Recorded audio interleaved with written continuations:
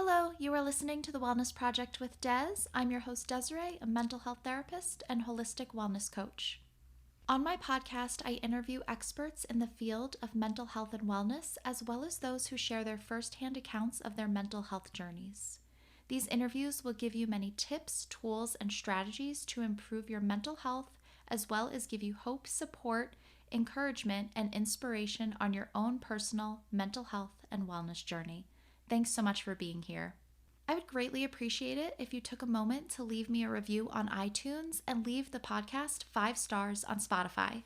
It really helps the podcast to grow, which in turn helps me to keep bringing on amazing guests and spreading mental health and wellness education and support. And make sure you're subscribed so you don't miss an episode.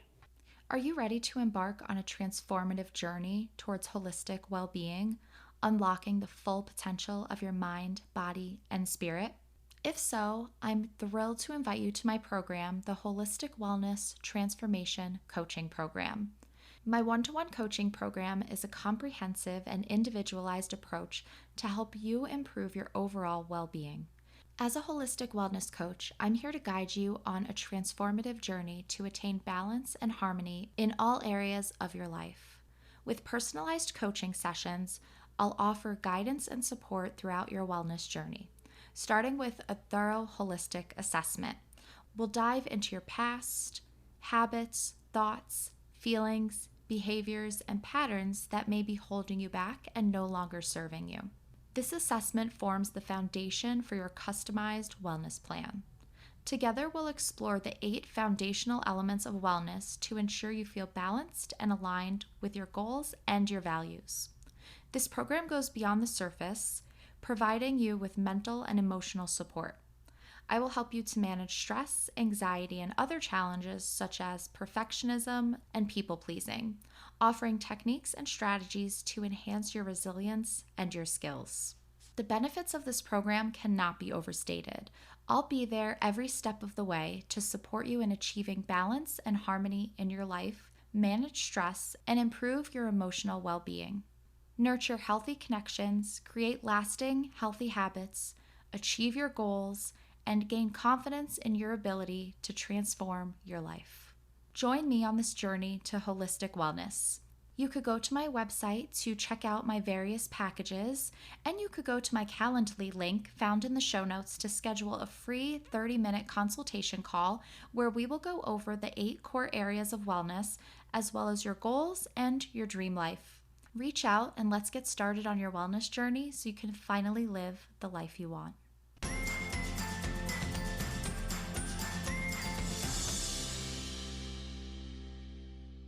Hey there, I'm your host Des, and you are listening to episode number 165. And on today's episode, I am speaking with Dr. Marcia Martin, and we are talking about worry. I'm really looking forward to you hearing this conversation because I think so many of us get trapped in this cycle of worry. And I know that I used to be one of those people. Now, don't get me wrong, I am definitely still a worrier, but not nearly as much as I used to be. I used to be the biggest worrywart, completely plagued by the worry monster. I mean, I worried about everything. And again, I still get worried, but more when it comes to like bigger things, if things aren't going right or something goes wrong or things aren't going according to plan. I definitely do still get worried, but again, I've really gotten a lot better over the past few years. I think anyway, I'll have to ask Mark to be sure and see what he thinks. I'm sure he will let me know. But yeah, I'm really looking forward to hearing this conversation. I was really looking forward to speaking with Dr. Martin. And something that she talks about in our conversation is that when you are worried all the time, you really do get used to that and your brain recognizes that pattern. And it just kind of becomes your baseline. Your baseline becomes somebody who is constantly worrying about everything. And then the more you worry, the more you have to worry about. So kind of breaking that cycle, breaking those patterns. So I'm really looking forward to you hearing this conversation. I really hope that you get a lot of value from it and that it can help you to maybe shift your perspective and think about where that worry comes from and shifting that mindset. Help me welcome on Dr. Martin. All right, everyone. I am here with Dr. Marcia Martin. Marcia, thanks so much for being here with us today. I would love if you could start us off by introducing yourself to us and sharing your story. I'm so glad to be here. Thank you. I'm Dr. Marcia Martin, the heart healer, and I am the founder of the Heart Healing Foundation. And we work in the energetic heart space, helping people to overcome abuse and trauma. And it is my greatest joy to watch people move from victim to victorious because we understand that when you heal the heart space, you will transform your life. So I always say, I have the greatest job in the world because I get to see people make incredible strides toward a joyous life. Could you share how you got to where you are today? Share some of your story with us? Sure. Kind of a long journey with a lot of switchbacks and not a whole lot of progress for a lot of time. It was sort of an off again, on again love affair with the whole spiritual world, but spending a lot of time not understanding that it could be practical. So I would dive in and just really immerse myself in these fabulous practices. And one of those times was during my master's degree, and then got that. And I said, well, I got to get a real job. So let's pack all of this woo woo stuff away and go back into the real world. And then that really began another 20 years of sliding into a deeper and deeper depression because I was moving further and further away from my heart connection and my reason for being. It took me about 20, 25 years to come back to the search for meaning, passion, purpose, something that would give me tools so that I could function in the world, but not in the way that maybe everybody else was functioning in the world, because that wasn't working so well for me. Okay, great. And I'm so glad you bring this up because today we're talking about worry, which is something that so many of us struggle with. I would love to hear kind of your perspective and how you kind of tackle worry. So, but first, before we get there, how do you define worry in your own words? Worry used to be what I did every minute of every day. And it was not even conscious. I was just, I'm going to be worried about what I'm eating, what I'm wearing, how much gas is in the car, how long it's going to take me to get to wherever I need to go. Are my children okay? Worry was in every aspect of my life because I didn't understand that it could be lived any differently. So worry was just what I did. A definition for it would be the way I lived my life every minute of every day when I was living it unconsciously, and then wondered why I kept attracting bad things, which gave me more to worry about. How I identify worry today is the thing that I am now aware of, that when I start doing that, I recognize, oh, stop. I have to give it away. I have a technique where you physically imagine yourself creating an escalator that you place any worries, fears, doubts, whatever it may be, any negative thing that's going on in your life can go on the escalator and be delivered immediately to the heart of the divine. And then coming down from the other side of the escalator is this answer, solution, energy, whatever you may need that can keep you in that state of, oh, I can relax and receive. I've released.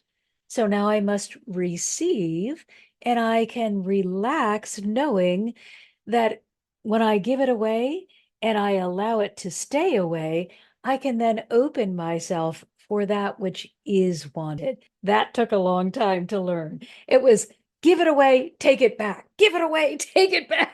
And never was there any time. Give it away, take that breath, recognize that you are safe and loved, and now open to receiving the information that you want instead of being a dictator that is consciously creating more to worry about. Like you said, I think that a lot of us are kind of at that default. We just worry. I don't know where it exactly comes from.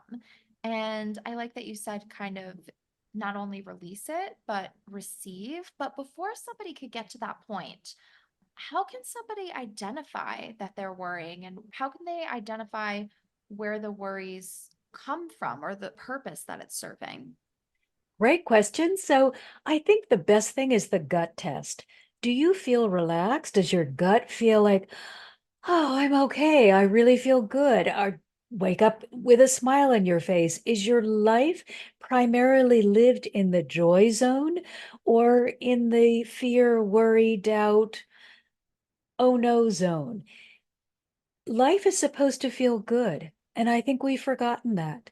If life doesn't feel good, it is okay for you to stop and say, why am I participating in this? And recognize that you have a choice. I didn't know that I had a choice. There were years and years and years that would just go by as a blur. And it was just me living as opposed to me consciously participating. So, me living meant I just perpetuated whatever pattern I had learned in my familial upbringing, and that was worry. And that seemed normal. So, I just kept worrying and worrying more. And then having more to worry about because law of attraction doesn't go to sleep or doesn't stop and say, Marcia appears to be really hung up on things that aren't going to happen. So we're just going to send her something happy so that she can change, take a break from that worry. It says, you're creating all these nonsensical scenarios that are likely not going to happen, but you keep feeding energy to it. So that must be what you want to experience. And we're happy to send it to you because it's more important that you're right than that you make sense. So we've got to be the one that is aware, saying, is this what I want to attract? I'm going to be right no matter what I choose. So do I want to choose worry, worry, worry, worry, fear? Or do I want to choose joy, joy, joy, joy, love? And it's your choice. But it is going to take a conscious disconnect in the beginning. Once you get your ship sailing out to sea on the sea of love, joy, and peace, it will keep sailing. But if it's in choppy waters, in the worry, fear, and doubt waters, you're going to have to bring it back, dock it in a safe harbor, and do some internal work that will flip the switch from negative to positive. That makes a lot of sense. I'm wondering too, what are the common mental, emotional, physical symptoms of worry? Because I feel like if somebody's worrying all the time, that's absolutely going to impact us emotionally and physically. And these are your stress related diseases. This can be, if there's no other cause, for high blood pressure, for anxiety, for depression, any kind of maybe headaches, any kind of chronic condition that has no physical origin point that makes sense. Obviously, if it's in your family line, then okay, maybe you are not engaging in worry. But if you are normally healthy and you suddenly get all of these chronic conditions that show that your body is just wearing out, it's a sign that you have decided to hold hands with worry, fear, and doubt, and it is exhausting you and destroying your physical health. We have to remember that our bodies are hardwired to be in a healthy state. And so you have to actively do something to take them out of that state. Normally, we are healthy and we don't even think about it, but something has to come to disrupt that pattern. Unfortunately, if the pattern is disrupted and you then adopt the new disruptive pattern as your normal, the body is not going to be able to have time off in order to heal itself. And that's when you can get some of those stress related diseases or just that, oh gosh, my shoulders, I'm so tense everywhere. Maybe it doesn't become a disease. Catch it while you're just tense. That would be great. But if you can never relax, that is a sign that things are not okay. Remember, we are told to be as little children. That doesn't mean be a childish adult. That means go out and laugh and have fun and play and explore and get delighted when you accomplish something new or find something new that lights you up. It doesn't mean have a tantrum in the middle of the grocery store because you can't pay your bill. It means have fun, get excited about what life has to offer. Because when you do that, when you are moving from a place of joy and excitement, you are signaling to the law of attraction. I want more to feel good about. I love this. Send me more. Send me more ways to feel safe, happy, excited, exuberant, expansive. Send it to me because this is what I am aligning with. Okay, great. And I'm wondering, I used to be more of a worry wart than I am. Thankfully, I've released a good amount of it. But I'm wondering, are there any sort of, do you think, contributing factors, any sort of predispositions that make somebody more of a worrier than others? Is there anything that contributes to that? Absolutely.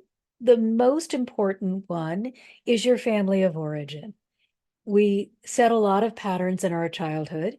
And if mom and dad are worriers, that's going to be just normal for you. And you probably won't question it. But the other thing that will put you more in the worry category is if you are highly sensitive and you feel that you're inefficient with dealing with that sensitivity, you can feel vulnerable, and vulnerability makes you feel like you're right to worry. I have to protect myself. And the only way that I can protect myself is by worrying about all these things that may happen, but probably won't happen. But I need to be prepared just in case because I'm feeling really vulnerable and I don't feel powerful enough to protect myself.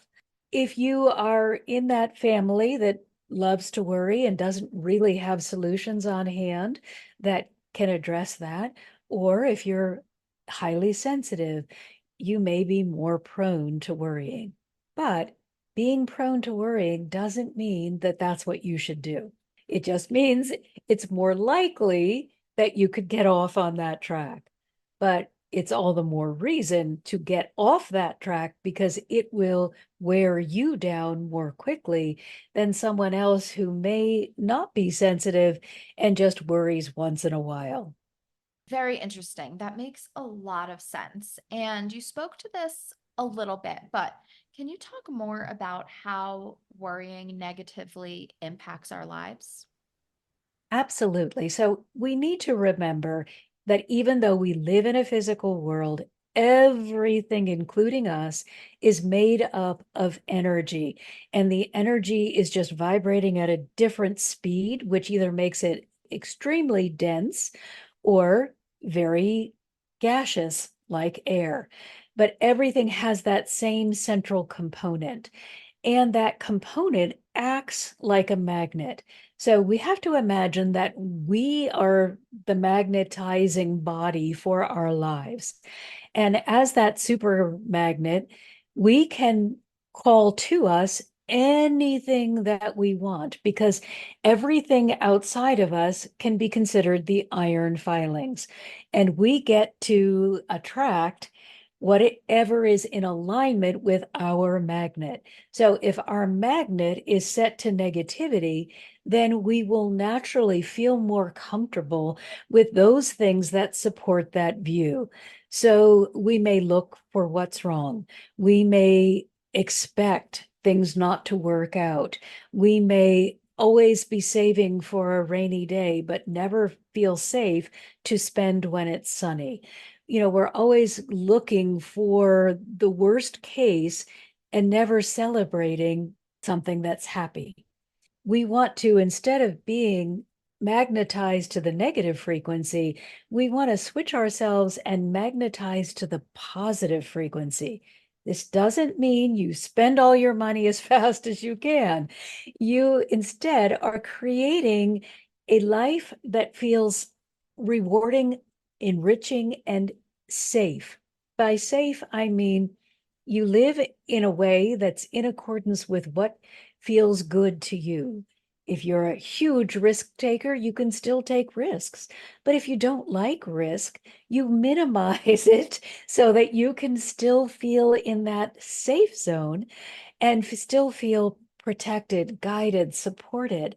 But you're looking for things to work out. You're expecting the miracle. You're expecting the good news. You expect that what you receive will come to you when you need it. So you're not operating out of fear. And then you will be living that life that supports your belief system. So it doesn't matter whether your whole life is aligned with fear, as mine used to be, or your life is aligned with miracles. You will get either one, no matter what kind of life you're living. So I'm wondering, because worry is so common and it's kind of a default for a lot of people, how can someone begin to, once they're aware that they are worrying so much, how can someone begin to make these shifts? Because it's so difficult from going from your default to something else. How can somebody begin to implement changes? And let's honor that for a moment. It is an incredible challenge. It is not impossible, but please don't start out with the idea, oh, everything's going to be changed and fixed tomorrow. Because then when tomorrow comes and you can only see a teeny weeny bit of progress, you may want to give up. So let's be honest right from the beginning and understand that this is going to be a journey. You have practiced one particular way of being for a very long time. If you're like me, it's going to be 45 years. That's a lot of programming that needs to be examined and changed. So let's understand tomorrow, everything isn't going to be magically fixed, but it can have begun to go in the correct direction. Now, I love heart healing as the way to create effective and pretty speedy change because we actively go to the place where you may be holding the trauma, the abuse, the negativity, the worry, the fear, shame, blame, whatever it is. You have a subconscious program running about it. You have decided, okay, I did this, or I learned this, or I whatever with this thing. And it was so impactful that it made a mark, it made an impression that I have now gifted to my subconscious. And when we are offline, the subconscious is what is doing the thinking for us, the acting, the reacting. So we have to examine those subconscious programs and say, oh, wait a minute. I am negatively reacting when anybody says, let's go to the grocery store. I am automatically tensing up and getting very reactive because one time 10 years ago, I went to the grocery store and didn't have enough money. And I was so embarrassed that I had to put something back that now the shame of going to the grocery store comes up without me even realizing it. And I am starting to react in that shame pattern. And that's preventing me from going to the grocery store and having a comfortable experience. So we would go into the heart. And when I say into the heart, it's into the energetic heart space, which encompasses your entire being. So we go into the heart and we would address the shame or the embarrassment that came up at that one time and release it and then replace it with, okay, hey, I get it. I had this moment, but I fixed it and I now have this program in place that will help me remember to only spend what I have available or will help me choose items that will fit within my budget. We take away the negative and put in a positive so that what you are reacting to is the positive belief system instead of the negative traumatic incident or pattern. Trauma is not always one incident. Oftentimes it is a repeated pattern. Right. And this sounds like a lot of self compassion work. Oh, yes, that's one of the most important things is to recognize if you knew better, you would have done better. So don't punish yourself now that you know better by looking back and pointing a finger and saying, "Oh, you were so stupid." No, it's, "Hey, I'm so proud of you for being able to do anything in that circumstance when you didn't have tools. Please forgive me for not acknowledging how difficult it was for you. I love you so much. Thank you for being you and not giving up, because at any time you could have said, oh, this is too hard, and just checked out. And that would have been a horrible disservice to your life journey." Okay, thank you for sharing all of that. And I'm wondering, can you explain exactly for our listeners what heart healing looks like? Absolutely. So heart healing is one of my favorite things in the whole world because it brings the power of unconditional love and acceptance to people who see themselves as unworthy or not good enough, not deserving of something, or just not capable. So we work, as I said, in the energetic heart space. When you go into that space, you are met with the energy of unconditional love and acceptance. The first thing you are taught is you are not alone. You were never alone, but now we're going to prove to you by helping you through this that you are not alone. And when we go looking for we used the example earlier of, oh, I had a traumatic incident at the grocery store when I didn't have enough money for the amount of groceries that I wanted to purchase. When you go back to look at that, that could cause you to hyperventilate, to feel really stressed, to heart palpitations. But instead, the energy of love and acceptance goes first and says, I will be your buffer. You get to be an observer. You get to see what holding on to this energy is doing to you energetically, physically, emotionally, mentally. And then you get to choose. Are you ready to release this time when things didn't go well? Are you willing then to receive this energy that you are more than enough? And that it was amazing that you were able to do what you did with the limited tools that you had at your disposal. So it's being a buffer between you and whatever it is that you need to release, allowing you to observe it, then give permission for it to be released so that it is physically removed from your energetic field, and then giving permission again to receive something that is in alignment with your highest good. So if you give away fear, you don't get back another form of fear. You get back love, support, guidance, alignment with truth. And the truth would be you're more than enough. You are safe and loved. You are supported. Something that can help you move forward with confidence to take the place of that false belief of, "Oh, I'm a screw up. I'm an embarrassment. I don't deserve good things."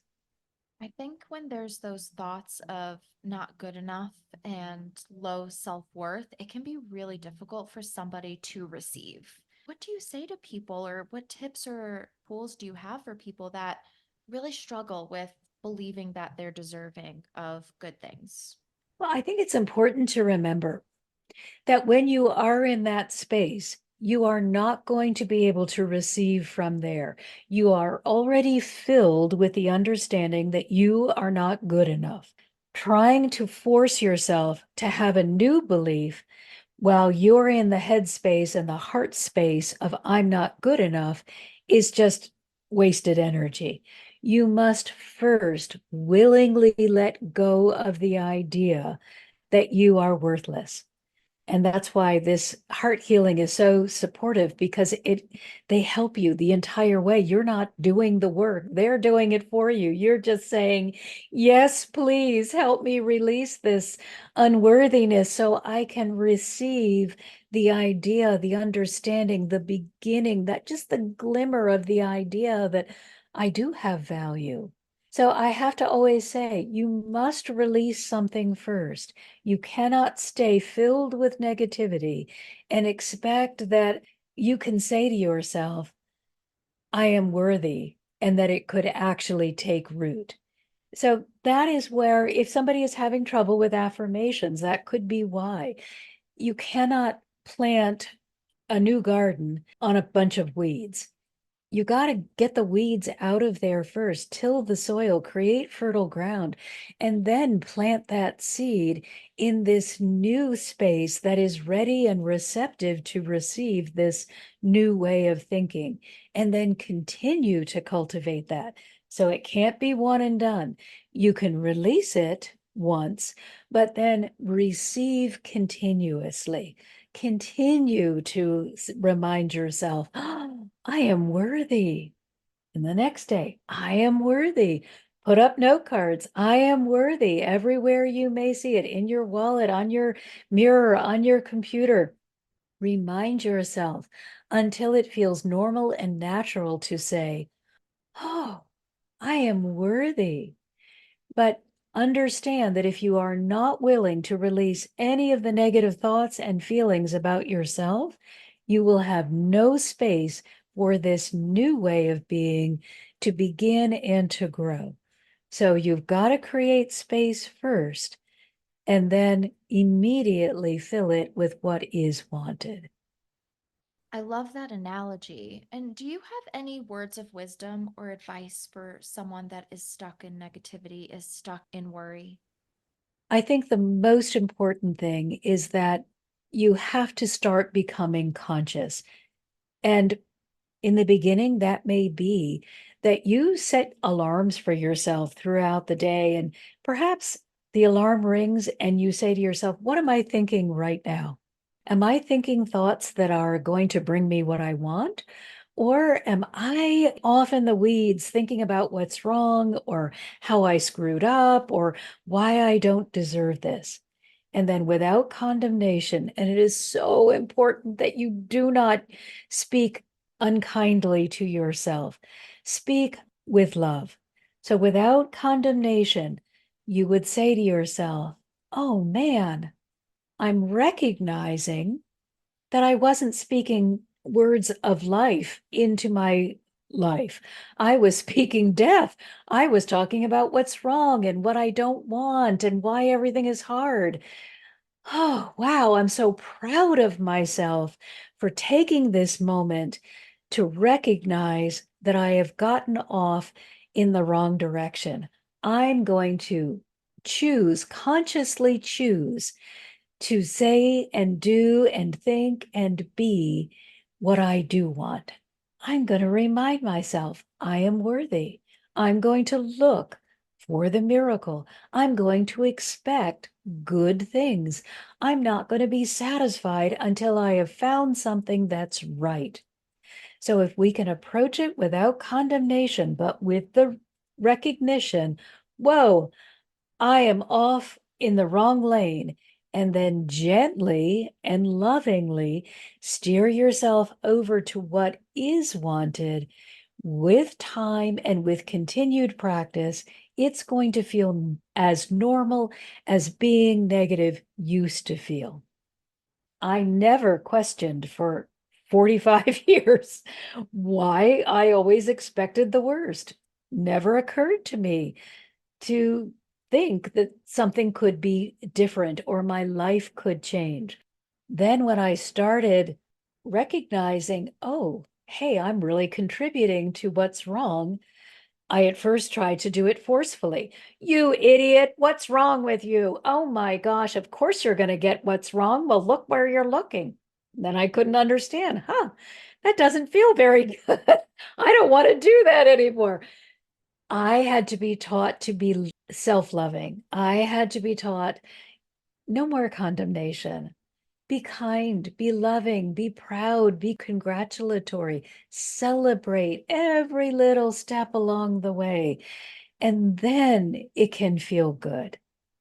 So important. I think that's going to give so many people so much hope. And can you share, how did you get to that point? How did you learn how to talk to yourself in a different way? It was the longest journey of my life. It was so ingrained to be self-deprecating and to be unkind and unloving to myself. But at the same time, I was so great for other people. I would choose anything about you that was good and build you up and build you up and build you up and build you up. And I was the best cheerleader. But it took finally just descending into hell, a life that just wasn't working before I was willing to put the energy into discovering what would. And for me, it meant going to the library and reading the entire religion and spirituality section.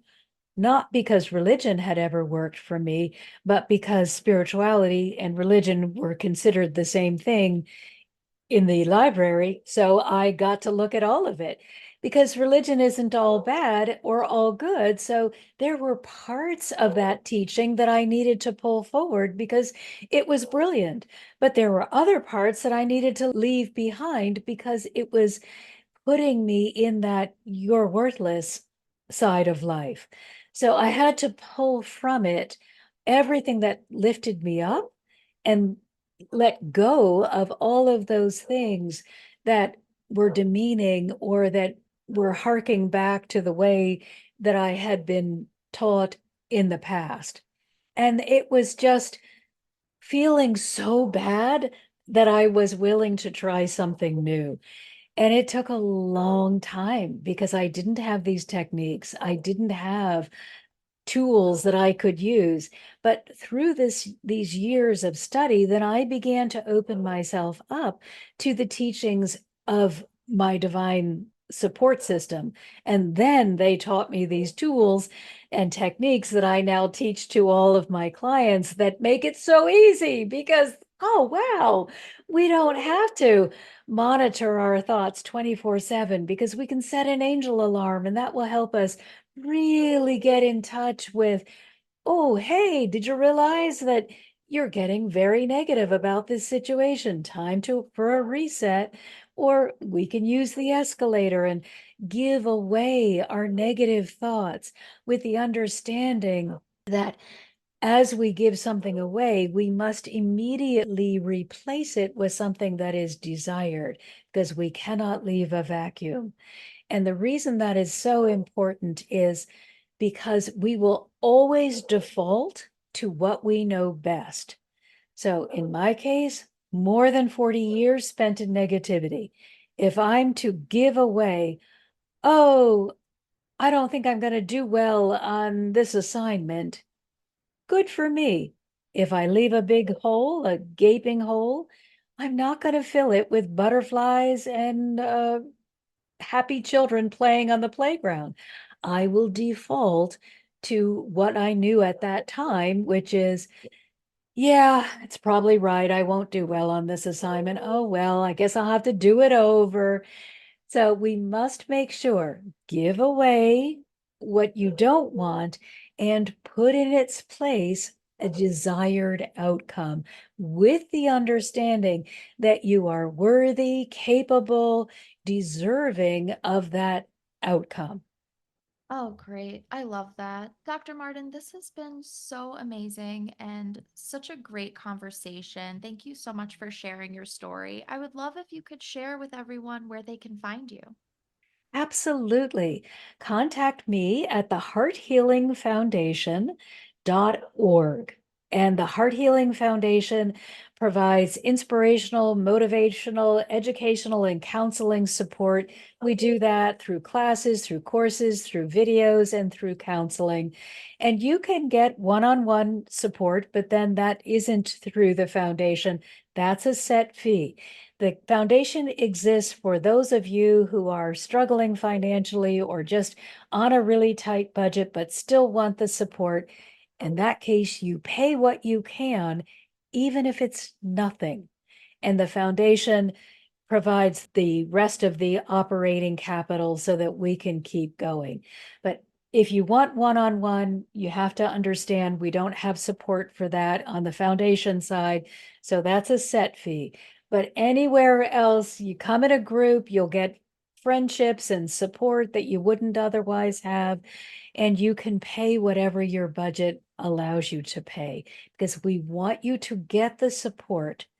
And then, hey, when you're doing great, pay the foundation, give a donation, get a tax deduction, and you'll be helping someone else. Oh, fantastic. And everyone, I'm going to put that link in the show notes, and you could definitely go check out Dr. Martin. Dr. Martin, thank you so much for being here today. Thanks so much for having me. I really hope that you liked this episode and gained a lot of value from it. If you did like this episode, please share it on social media. You can tag me at The Wellness Project with Des on Instagram and at According to Des on Facebook. If you do enjoy my podcast and gain value from it, I would greatly appreciate your support. You can show your love and support by buying me a coffee. This will help my podcast to grow and in turn will help me to keep bringing on amazing guests. You can go to buymeacoffee.com/The Wellness Project with Des to show your support. All books written by or recommended by my amazing podcast guests are listed on my Amazon storefront. Go to the link in the show notes to check out those books. I would love to extend an invite to you to become a part of my community. You can do this through Facebook, where we will be discussing this episode. I would love for you to share your insights, any aha moments, any thoughts or ideas you would like to contribute. You can contribute in the discussion taking place in my Facebook group, and it's a great place to connect with me because I am in there every day with mental health and wellness content, discussions, reflections, journal prompts. It's a fun and supportive place to be. You can find the group at facebook.com/groups/According to Des, and that link will also be in the show notes. You can also check out more of what I'm doing on my website, accordingtodes.com.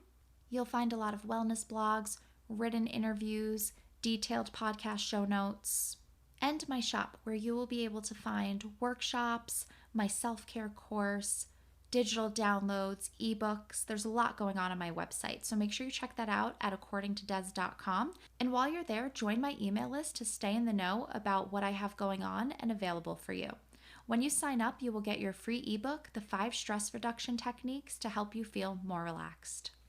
Thank you so much for being here. I will talk to you next week. So until then, I hope you have a calm and peaceful week.